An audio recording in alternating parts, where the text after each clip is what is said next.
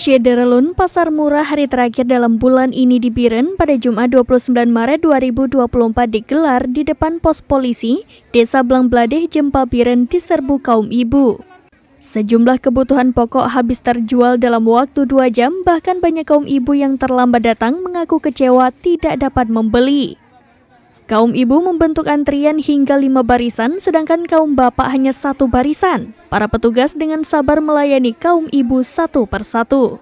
Pasar murah dilaksanakan Dinas Perdagangan, Perindustrian, Koperasi dan Usaha Kecil Menengah atau Disdak Perinkop dan UKM Biren bekerja sama dengan Perumba dan Urusan Logistik atau Bulog Lok Semawe.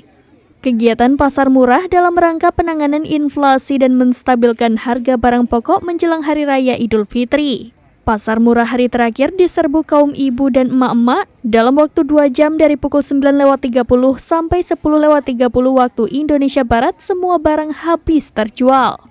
Kabid Perdagangan Disdak Perinkop dan UKM Biren Reza Fitria mengatakan, harga beras premium dijual dengan harga satu saknya Rp94.000, gula pasir 1 bungkus 2 kg Rp26.000, minyak goreng kemasan 2 liter Rp30.000, telur ayam 1 papan Rp38.000, harga 1 paketnya Rp188.000.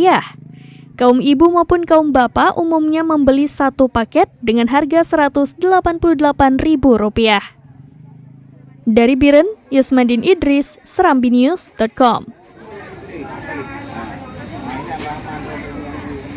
Download Tribun X sekarang, menghadirkan lokal menjadi Indonesia.